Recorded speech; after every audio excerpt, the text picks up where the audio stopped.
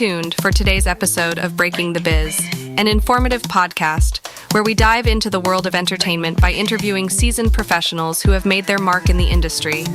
Gain invaluable insights as they share their personal journeys, offering advice on navigating the dynamic landscape of the entertainment industry.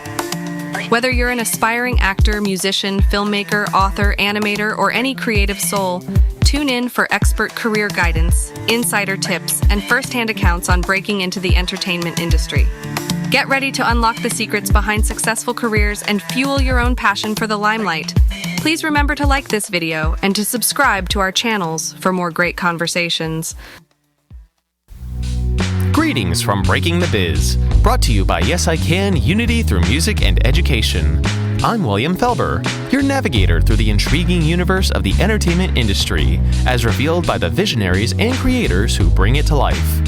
Stay tuned as we delve into diverse insights from the forefront of entertainment, hearing from pioneers, creators, and agents of change. Prepare for a journey filled with tales of innovation, resilience, and the undying quest for artistic brilliance. Welcome to Breaking the Biz podcast with the Yes I Can crew. We've got a great show for you tonight. We have Ryan Reger, who is an entrepreneur, an author, and also a radio show host. His journey of entrepreneurship started in November 2008 after managing an unsuccessful political campaign. He basically didn't want a real job. His dream was to be able to work from home with his wife, Melanie. That opportunity came in the form of an online furniture business. Melanie and her mother-in-law started a very part-time online furniture company back in 2005, and Ryan saw it as a shot of having his own business. With the Lord's help, they did over $250,000 in sales in 2009 just on Craigslist and just in the Dallas-Fort Worth area. Soon after that, they started shipping furniture nationwide and expanded to Amazon and eBay. In 2012, he learned about Amazon's FBA program, Fulfillment by Amazon, and that set the trajectory for the next several years. Instead of heavy furniture, they focused on smaller items that Amazon could fulfill, primarily focusing on wholesale and private label products that were crafted out of their own brand. On top of that, Ryan's passion to help others start and grow their own business led to him writing books, creating courses, and speaking. They now have 16 different streams of income. I can only imagine that. That's a beautiful thing. In April 2017, he had his son. And again, being blessed to be able to work at home and not miss a moment of his life due to these various streams. Since the end of 2008, he's not had what we would say a real job. And he mentions you can do the same as well with finding streams of income, which breaks down to three main ways of making money online. In short, an easy read. You can read his book, which will kind of give you some insight, hopefully tonight. Also, you'll get a little, some teasers and some pointers as well. And he can point you in the right direction to kind of tap into the resources that you already have or need to fulfill your dreams. So, Ryan, on that note, I want to thank you for joining us tonight. Brad, it's my honor, privilege. Thank you so much for having me. This is so cool, and I love this. So this is an actual podcast too. I love it. Podcast, and you've got the next generation of creatives on this call, looking That's just awesome. to find exactly where they're going to land in the entertainment industry, and taking that knowledge and insight and figuring out how they too can have 16 streams of income to just tap into what they're passionate about and let their passion That's become so a paycheck. awesome. Well, guys, thanks for being on this, and I'm just honored to have the opportunity to talk with you. Melissa Hughes just raved on and on about the opportunity here when she was on a couple of months ago, and so I'm excited. Let's do it. Let's do it. So let's talk about your education path. What was your education path? Did you study business, entrepreneurship? Yeah, I get. Talk me through it. That's hilarious too. Yeah, I didn't do business at all. If I had to go back, I probably would do business. So I went to graduated high school. I'm from Indiana originally, moved to Texas in 2008, but went to a small little school called Huntington University, and I was a history major. I was interested in political science, and they didn't have a political science major at the time, so I chose history because that's what they said was, you'd get a lot of history and you get a lot of political science classes in that. So that's what I did, was a history major, and went into government service, served for a couple congressmen and senators, and absolutely loved that. But I've always been an entrepreneur at heart. And so I just, but yeah, history major, and that has nothing to do with what I'm doing now. I do love history. I enjoy learning about it, but absolutely nothing that I did for education wise would point you to think that, I'd be doing what I'm doing now. And that's totally fine. I mean, there's lots of times where we start our educational path and we think we're going to go in one direction, and there's curveballs, there's different roads ahead. Yes. What made you want to get into politics? Oh gosh. I think I was in high school. I remember, guys, this is going to tell you how old I am, so forgive me here, but I remember very vividly the 92 campaign. And it was I was a sophomore in high school, and just being involved in that and caring about that. In 1988, I remember what happened too, but I was a little too young to vote. So I actually, really honestly, Brett, it goes back to, I remember being studying in school, the 88 primary. And that intrigued me, like these guys running for president and what all that meant. And then in 92, actually getting a little bit involved. And then also I remember my junior year of high school, I had the opportunity to attend a town hall meeting for our local congressional office. And it was the congressman himself that came and answered questions from constituents. And I got to be there and meet the guy. And I thought that was amazing. Just little things like that I think are highlighted to me, that like, wow, that's cool. This guy gets to live in DC and he gets to do all this. And it comes from that. And then also had the tremendous opportunity to intern in Washington, DC, my junior year of college, for the one semester anyway. And so that solidified it. And guys, I could tell you, like, if you have a desire to do something, I mean, being involved in this program is getting you hands-on access, but that internship right there, I mean, school is important, reading books are important, but I learned so much more on that internship, like living in DC for a whole semester. I was able to work for a senator's office, be in the office as an intern. I wasn't getting paid, but I saw the ins and the outs. I was there almost like a staff member. They relied on me like a staff member, and that kind of solidified, like, I want to do this. And so right after I graduated, I went back and worked in that same senator's office, but this time as a paid staffer. So that experience, Brett, was very valuable, just being around it. So if you guys have desires to do something, man, go work for somebody for free just to see if you enjoy it, because that really set the tone for me.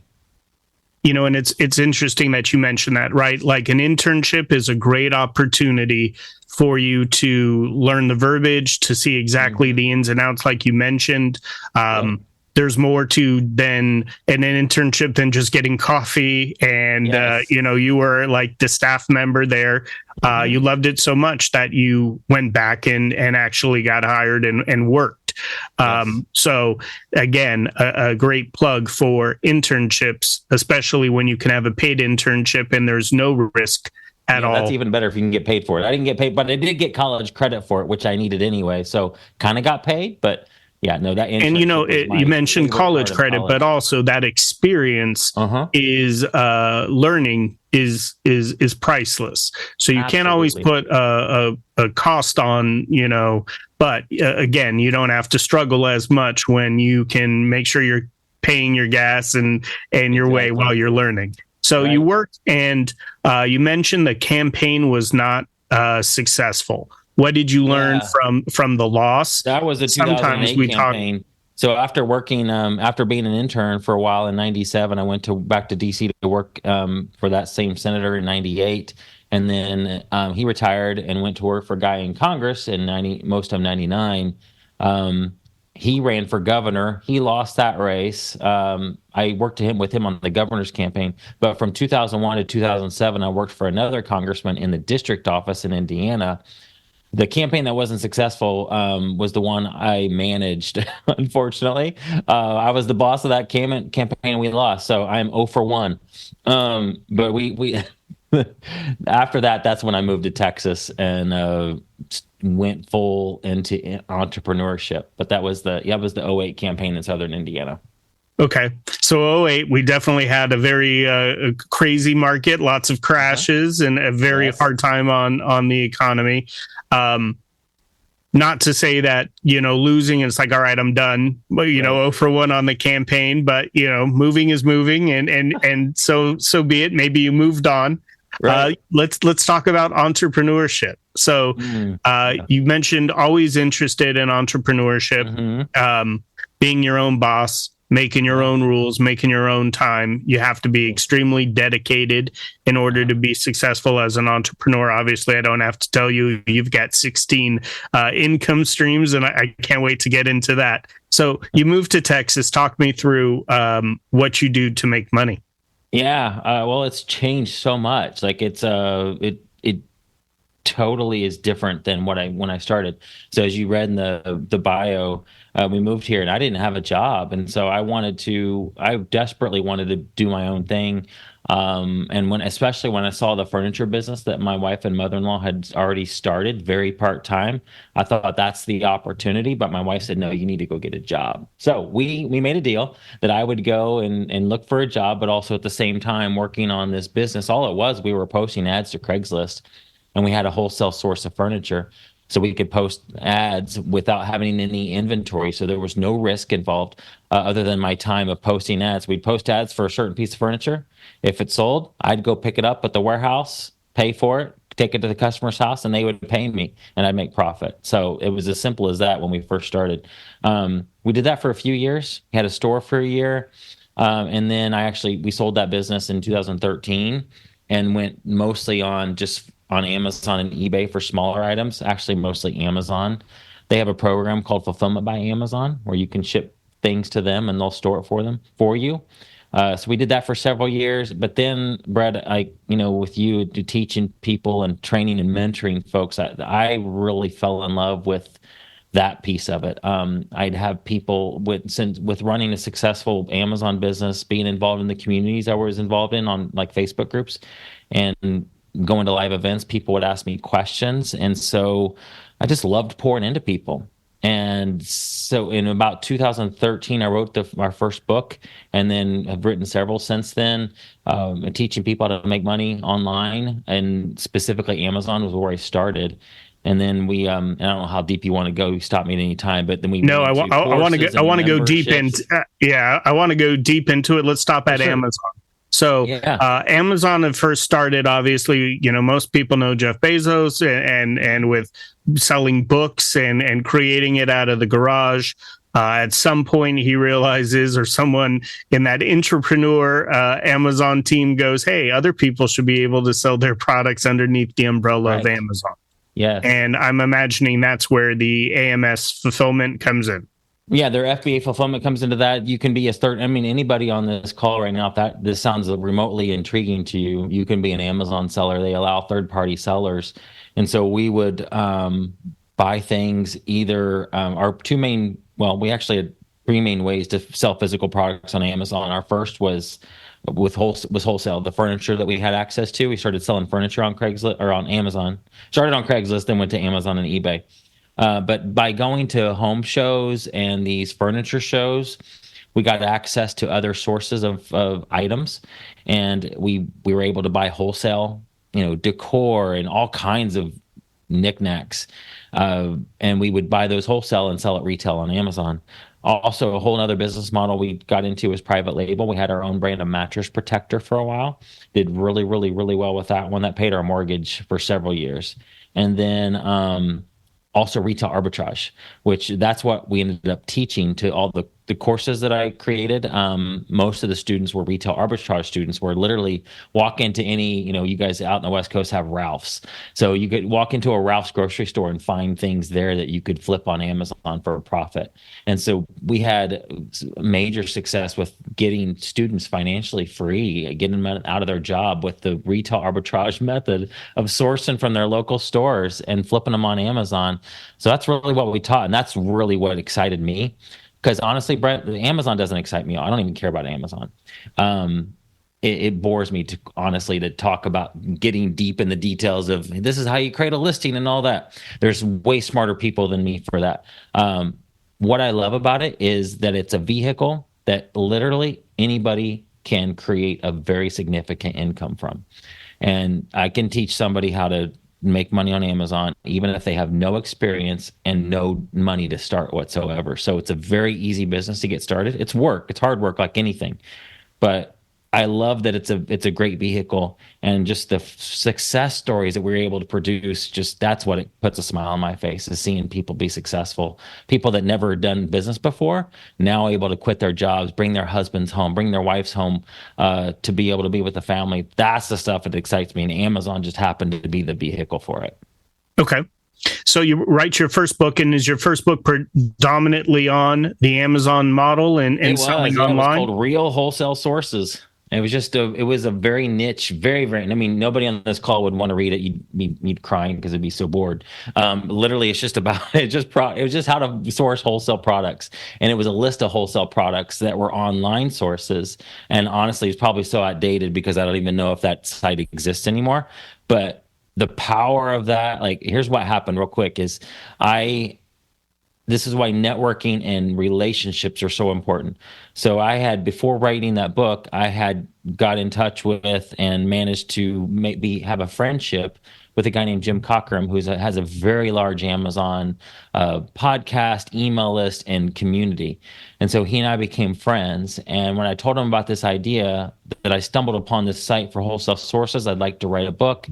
He loved it and said he would promote it. I had no email list whatsoever.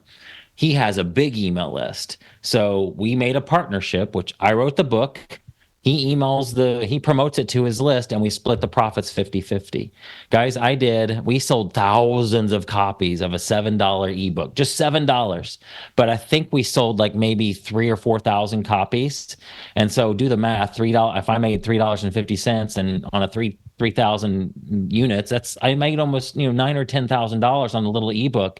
And so that was like, oh my gosh, what I have up here is valuable. I can actually teach this stuff, and it changes people's lives and helps them out. And also I can just create partnerships with people like Jim. And now eventually I created my own email list and built it up over time to where I was able to do those types of things too, which is super fun, being able to help other people like that. But so to answer your question, it was Amazon focused. The first 3 books were all Amazon focused. And let's talk real quickly, because you brought it up. How important has networking been I imagine 16 streams, there's a lot of networking that is involved in that. Yeah, for sure. I mean, it really, I would not be here if it weren't for the people I've met, the relationships, just the partnerships that have come along. Entrepreneur, you might think that you can be an entrepreneur or solopreneur and do it on your own, and you can to a certain extent. Go at it alone. You'll be able to create a decent business. But there's so much power with partnering up with people, learning from other people, going to conferences and meeting people. Like Jim and I have done so much business together just because we have that relationship. When I came up with other things that I wanted, new products, he wanted to promote them. He promoted my membership community that grew to 500 people, paying $197 per month. He was a big part of that, and was my biggest affiliate, but I also had a business partner with it too. So I mean, Brett, business is relationships, in my opinion. There's just no way to get around it. Okay. So after you do the 3 books, what comes next?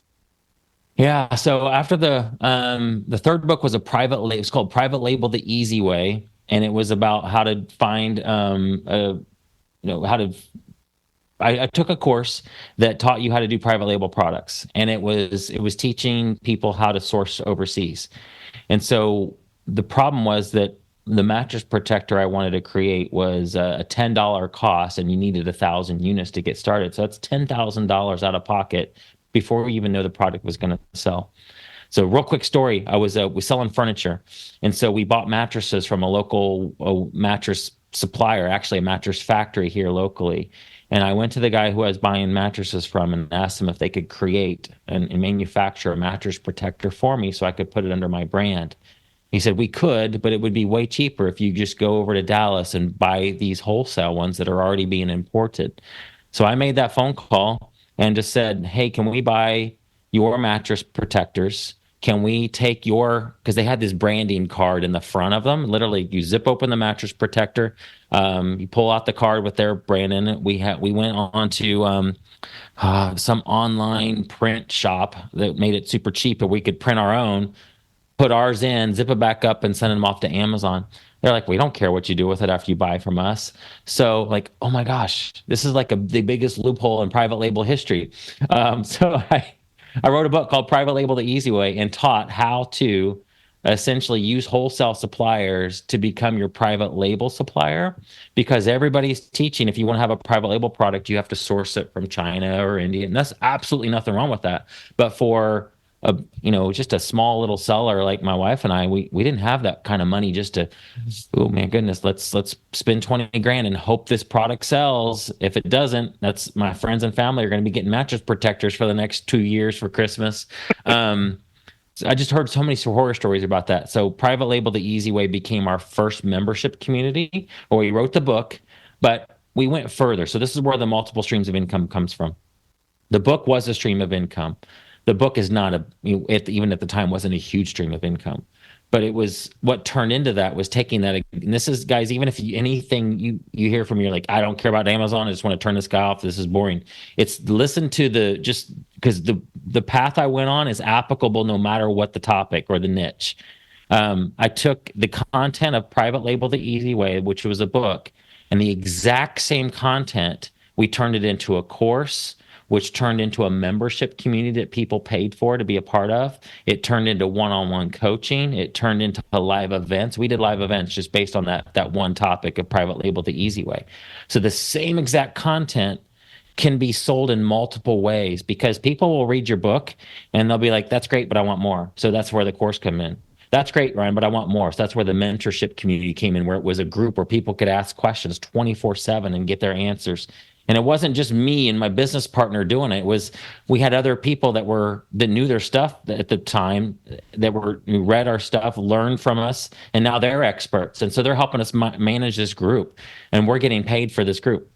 And then we had live events, exact same content pretty much, but people will pay for access to you. People will pay for one-on-one coaching because they need their hands held. Some folks will read a book and go do it. Most folks will read a book and don't do anything at all. The folks that do the work are the ones that get into your course. So we took that same concept of the private label stuff and it turned into multiple streams of income for just that same topic. That can be done in literally any niche. It's amazing. So, for those on the call that are, wanting to be video game creators and animators and script writers, I hope you're taking this in and going, how can I get multiple streams? And it's interesting. You mentioned some people read a book, don't do anything. Some people read the book, and then the ones who do read the book and want more, that's where that membership comes in and makes complete total sense. And then one-on-one coaching, mentorship is absolutely important. And we heard from another entrepreneur, you can never get advice from someone who has not actually lived it or did it. So entrepreneur mentorship is absolutely valuable because no one understands the risks. And the other thing that this other entrepreneur said, and it's interesting because you kind of mentioned it too, is an entrepreneur is very smart at not taking financial risks. They know exactly how to maneuver. And that kind of goes hand in hand with what you just talked about with, do I want to have 10,000, comforter, sheets, covers, or is there a better way of doing that? And it seems like you have figured out all of the different ways to maximize the money and do it smart and not risk. I'm sure family is really loving the fact that they can get other gifts come the holidays and not mattress covers. Brett, with the way it is now with the entrepreneurship, you don't have to. I really believe like most of the days are gone where like you and your wife walk into a bank and we're going to mortgage our house to start this business and just hope and pray that it does well. With the internet, you literally can start many businesses on a shoestring budget, almost free sometimes, just to test it out to see if it will fly. And And there's nothing wrong if it fails. Like failing, I like failing because it just means that I can go on to the next thing really quickly. I want to fail fast. We try something new, it may cost hundreds of dollars or free in many cases to test this out. And if it doesn't work, no big deal. We'll try it a different way or do something different. It's always a learning experience when you fail, when a business doesn't work or a new idea doesn't work. And what you were saying, there's some folks on here that are script writers. So one thing to think about, guys, just an easy way to think about multiple streams of income. If you're doing something for somebody, like you're a freelancer, you're writing scripts, you're creating, music for a film or anything. Like there's also, here's an example. I have a friend who, her name is Elise Bowman. She is a voice actor, and she is the voice of Pan from Dragon Ball Z, I think. I'm not an anime at all. I don't know anything about it, but she obviously gets income from that, from doing the actual work. But then she also started a voice acting school or a course. It's an online program where she teaches other people how to be voice actors, how to get jobs. And so anybody that's listening here, you're doing voice acting, you're doing something that your people are paying you for your time. Well, you also would probably be able to, I guarantee you will be able to take that same skill set and same knowledge and be able to teach that to somebody else and get paid for teaching them how to do the very thing that you're doing. So you got a done for you option where you're doing the work, but then also you have the opportunity to teach other people how to do it and make money. So that's a way to make two streams of income from essentially the same thing. Love it. And you mentioned we're talking about, obviously mentorship is valuable. People pay for mentorship. You're obviously paying it forward. We appreciate that. Who was your mentor? Who kind of came in and was hey, Ryan, you should try this, or I see you're on to something, but tweak it like this. That's good. Everybody has a mentor. You should have a mentor if you don't. So Jim Cochran for sure was a mentor to me, is a mentor to me. He's a little bit older and just has more experience and has been in the online game for longer. So Jim was totally that person. Also a guy named Dan Miller who just literally passed about 3 months ago. Dan Miller has a podcast called 48 Days to the Work You Love. Wonderful man. Definitely learned a lot from him. He's like 70 some years old, and so about my dad's age. And so just I don't know, it doesn't have to be, the person doesn't have to be older than you, but I've always gravitated to people older because they just got more life experience than me. So yes, mentors, guys, are key. Find people that are doing what you want to do and just get around them. And you will find out that most successful people are very generous. They want to help. They want to give back. If you invite them to lunch or coffee, a lot of them are going to say yes because they're just going to be honored that you want to, do that. And they're very, very generous with their time. I love it. One of the things that I also wanted to just point out is, you mentioned failing, you learn from failing, but there's a benefit to failing fast. Yes. And knowing when do you know the idea is not working and it's time to, give up? Because we talk about resiliency and how important that is. And there's been many people, we think about like J.K. Rowling, who, was trying to pitch this Harry Potter idea, and all these publishers are saying no. And she stuck to her guns till finally someone said, yeah, Harry Potter, this sounds like a cool idea. Let's let you put this book out. Same thing with Stephen King, we're not getting it. It is, when do you know it's time to walk away from the idea, start something new, or when do you stick to your guns and keep going? That's a good question. I'd love to, I probably could hear your guys' thoughts on that, because that, to me, is hard to know. So like Colonel Sanders has a similar story where he had so many no's before he was successful. I think most of the ideas I have, like that I'm failing fast, aren't like the thing that I feel I'm called to do. I'm a man of faith, and so I pray and read my Bible, and I just feel like God leads me and directs me. Like if it was here's my answer. This may not be what you're looking for, Brett, or it would be helpful to folks. But like if it was something that I know in my bones, I know, and this is what I'm called to do, and I know that I'm supposed to create Kentucky Fried Chicken, and I have a good recipe, and I just know this is good. Well, I think I would stick it out. With my wife, for example, we had a long distance relationship, and there were times when we'd go back and forth, and like she was like, "I don't think you're the one for me," but I really knew that this was the one. I stuck that one out because I just knew like this was going to happen. For most of these little ideas that I have, they're not like, oh my gosh, this is the idea that I have that's going to change the world. These are just like small little things like, oh, this could be cool. Let's try it out. So those little things, we'll quit those very fast. Like, we might give them a couple months to try it out. So I think that it depends on what the idea is. What do you really feel called to do? If it's like, you're a J.K. Rowling and that's your life's work and you just know that's what you're supposed to do, man, you can stick it out as long as you possibly can and never give up. But most of the stuff we're doing, it's like, hey, these aren't the thing. It's just like this could be another stream of income that we're going to test out. I don't know if that's helpful or not. No, it's absolutely helpful. And obviously, if you got that KFC recipe, you keep grinding until someone's buying your chicken. For sure. Give and me you a time. guys can probably also think about a lot of actor stories that are like this. I've heard people like Jim Carrey, who took forever to get his first job and had a $10 million check he carried around in his wallet. Heard that story, and he visualized being able to cash that someday. And but yeah, I'm glad he didn't quit because he's hilarious. He's one of my favorite actors. Yeah, no, there are times where you just have to manifest it. We just had a guest speaker who talked about sometimes you have plan A. Some people like plan B and C, but if you don't even think about B and C and you just stick to A, you're gonna do A. Yes. Or you're going to find a way to do something A minus. Right, exactly. But, you don't have to go to B and C if you want it that bad. So, correct. I want to ask you, when is a time that you had to be adaptable or pivot or change? Oh my gosh, like all the time. That's what entrepreneurship's about.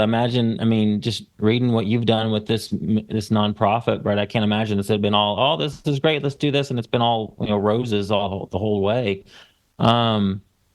Guys, being an entrepreneur is a roller coaster. Some days you're like, this is the greatest thing ever. Most of the days I love it, but there's some days you're like, man, no sales are coming in, or just you read a review on a book and it's like, oh man, that stinks. Like they didn't like my book, and you take that wrong, and you want to quit and give up and just go get a regular job.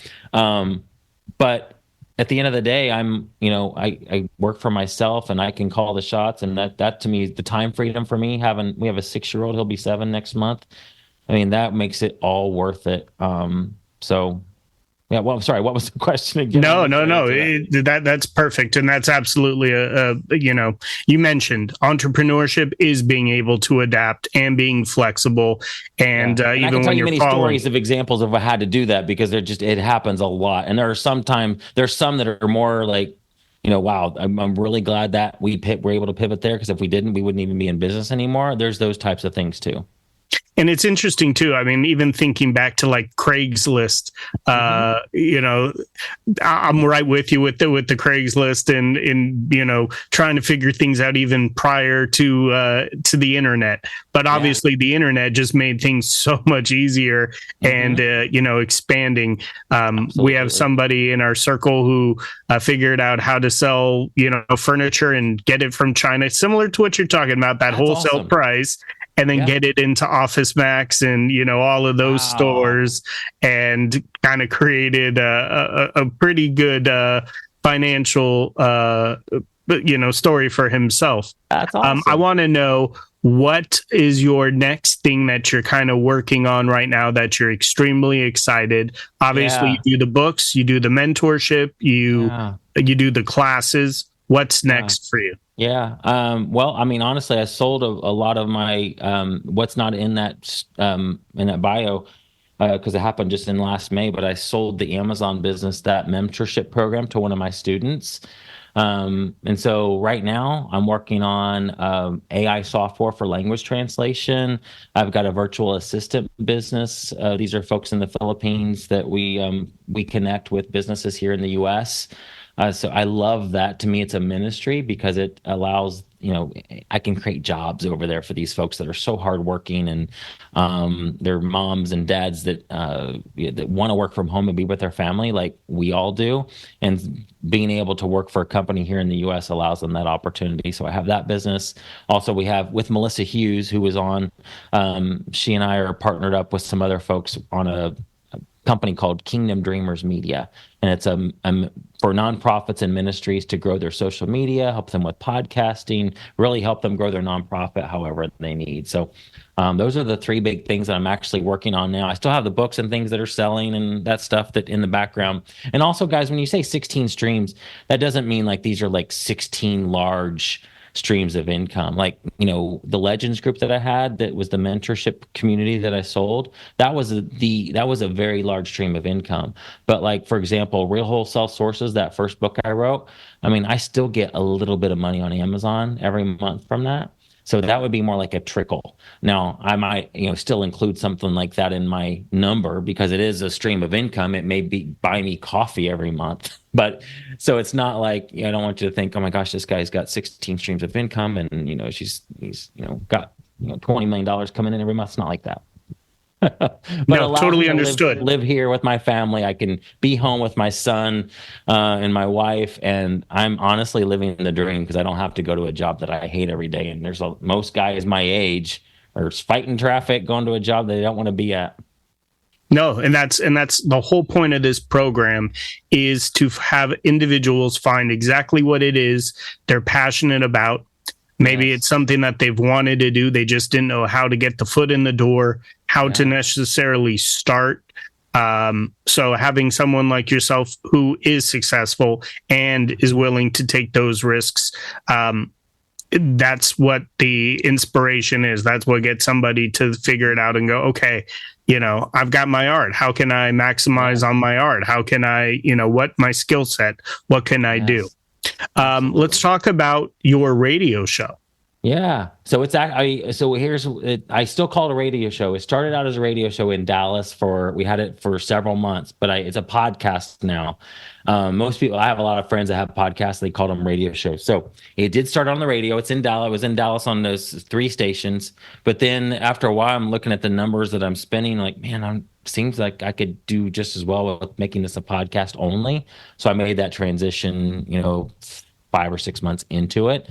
But it's called Streams of Income. It's a same content as my book. I talk about some of the same content, but I have folks on all the time. I love interviewing people and interviewing successful folks in real estate, online sales. I mean, I've had Melissa's been on 3 times, and just that's fun for me because here's another tip. That podcast has gotten me the opportunity to be in front of people that I never would have had the opportunity to meet otherwise. So I almost see it like, I love having downloads. I love that I get downloads. I love that people listen to it. But even if I didn't get any downloads, Brett, let's think, for example, that I had some type of program I wanted to get to people who were in the entertainment industry, some type of course or book, and I wanted to get on the radar of folks like this. Well, I mean, having you on my program allows me the opportunity to get to know you, because maybe we become friends, and maybe, if we get rapport and you like what I'm doing, you may decide to promote my stuff. I don't come at it from like, hey, I'm trying to get anything, but I'm giving that person the opportunity to be on my stage, and who knows what can happen after that. So I've just had the opportunity to meet some really cool people through my podcast. So even for that alone, it's worth it, just having those connections. And it's fun. I enjoy doing it. I've been doing it for 4.5 years. I love it. And you're absolutely true. And, sometimes our individuals go, man, networking is so hard and it's uncomfortable. And most people, when they think of networking, think it's like going to the drinking hour with the business cards and walking around and almost like speed dating. And it's not that. I mean, just like you mentioned, having a podcast, building rapport, meeting people, learning from people. That's value right there. And that is, absolutely. And I like how you mentioned, it's not like you have these like, I'm going to work with this person, or, we're going to create the next something on, Amazon. But organically, things like that do happen. Obviously, Melissa connecting, to you, and, Melissa's thing of like posting a TikTok video and then waking up in the morning and millions of people and breaking the algorithm, and, that absolutely is a crazy story. But it's true. Networking can be absolutely a very natural thing. For sure. Talk me through, is there a mantra that you kind of see yourself saying each day, or keeping you focused, or a positive one, or anything? Yeah, for sure. I mean, for me, I read my Bible about every day, and there's a verse in John 17:4 says, "I have glorified you on earth by completing down to the last detail the work you assigned me to do." And it's Jesus in the Garden of Gethsemane praying to the Father. And that's my life verse, Brett. I know. And guys, if you're not a believer, that's totally okay. It doesn't matter. But that's how I get I'm a my believer. motivation. Awesome. And so Am I?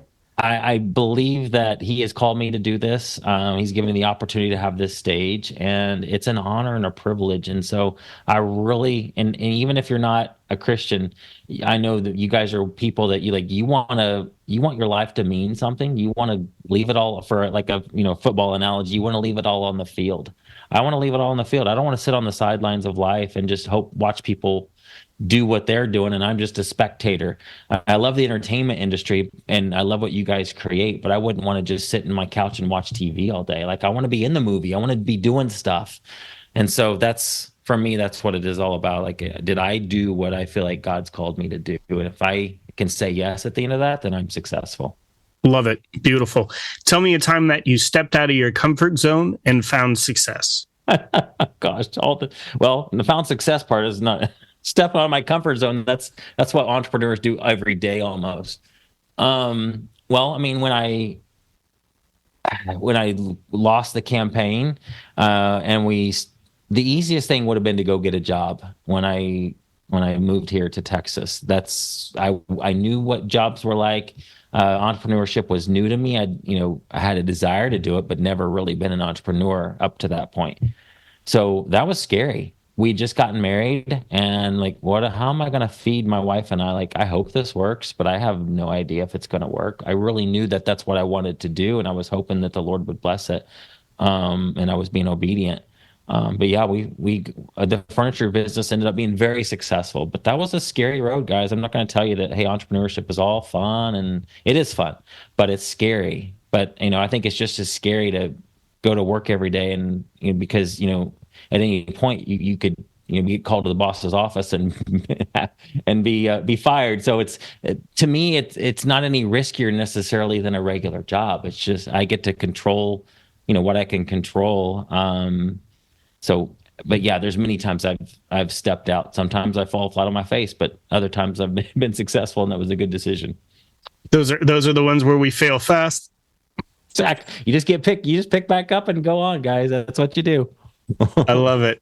What is the biggest piece of advice you would give to a younger Ryan with all that you've learned, all that you've accomplished? Wow. Just start. I feel like a lot of people I talk to, I want to do this, I want to do that. Someday I want to be this. Well, there's no reason you can't start doing that now. There's not really. Most of the people I talk to that want to start a business, a lot of times they just never do it. They don't get it. The times aren't right. The stars aren't aligned. Well, it's never, ever, ever going to be perfect. So if you have something on your heart that you feel like you're supposed to be doing, even just take a baby step and just do something every day towards that goal, and you'll get there. But I'd say just start, get going, do something. My Dan Miller, who just passed away recently, he would say, follow your curiosities. So you guys are all young. So it doesn't mean like, oh, if I step out and try this, that's what I'm going to be doing the rest of my life. It's okay to test something out and decide 6 months later, you know what, this isn't it. This doesn't feel right. You can pivot, you can change. You got so much life ahead of you. And just try stuff. If you're interested in something, talk to the people that are in that field, read books on that, take courses, do research on that field, be an intern if you can, or if it's a business type of thing, just start a small business and see what it's like. Most of the time, like we were talking earlier, you can start businesses online with almost no money and see if there's any traction there before you like quote go big on it. It's very easy to test ideas now in this age. I have one last question that I'm going to open it up to the crew here. Sure. When you said I'm going to be an entrepreneur, obviously the wife said you got to go get the job. Right. You said, "Oh, I'll look, but I'm just going to kind of, make moves here and generate income. Did your parents go, what? You're going to be an entrepreneur? You should be a doctor. You should be a dentist, a lawyer. No, my parents are my dad passed away in early, just in 2022, January 2022, but they were so supportive of me. So, no, they did not do that or say anything like that. They were supportive and they loved what I don't know if they didn't if they didn't love what I do, they didn't say it. But they've always been supportive of me. And, so no, I did not. Thankfully I had parents that are, super supportive and, have always been positive on the thing. I love it. I love it. Because most people go, oh, you're going to be an artist. You're going to be the struggling artist. And, we had when we had the entrepreneur on our show, he was talking about, when he went to USC and was in the entrepreneurship program, it was in the basement. And then individuals like Mark Cuban and, as entrepreneurship is kind of a little bit cooler now, he goes, that program is in the top floor. And, it's just kind of shifted how people respect entrepreneurship a little bit differently now. So absolutely. Makes sense. Ryan, I want to thank you for making time for us. I know an hour out of your day is an hour away from making moves and working on different ideas. I love the things that you're working on. Continue the good work. Being able to travel, be with family, be your own boss, and make your own time. I want you guys to also understand, yes, Ryan has that ability to be his own boss and to do what he wants to do, but that doesn't mean that you can slack off. If you are an entrepreneur, just like he mentioned, the hobby is working. You have to be able to have time management, executive functioning skills, and there's a lot of pressure when you are your own boss. But there is also a lot of beauty to being your own boss, as Ryan mentioned. So, Ryan, thank you again for your time, continued success, and I most definitely will reach out offline and we'll have to collaborate for sure. For sure. Happy to help you guys with anything you need. This is so cool what you're doing, Brad. I'm just an honored that you had me come. Awesome. Thank you. Have a good one and enjoy that family time. I know the boy's ready to do the video games right now. So he's going to bed now. So that's even better. That's right. More time to work. Guys. That's right. Have a blessed evening, everybody. You got it. Right back to you. Bye, guys. Bye-bye, Mr. Lieberman. Adios, everyone. As we conclude another enriching episode, we hope you found inspiration in the stories shared today. Let's take a moment to honor Yes I Can's role in bringing Breaking the Biz to life. Yes I Can's commitment to empowering young people with disabilities through education, advocacy, and mentorship shines brightly, paving paths of opportunity and dialogue.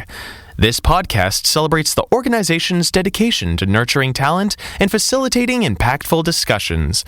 Breaking the Biz is more than a podcast. It's a part of Yes I Can's broader mission to amplify voices, dismantle barriers, and craft a world that's more inclusive and accessible for everyone. Each episode is a chapter in our shared narrative of progress, education, and empowerment, driven by the spirit of Yes I Can. Thank you for spending your time with us on Breaking the Biz. Continue to challenge the status quo and share stories that resonate. Until our paths cross again, let's keep transforming aspirations into achievements and infuse every endeavor with optimism. Here's to advancing the landscape of the entertainment industry, one episode at a time. I'm your host, William Felber. See you next time.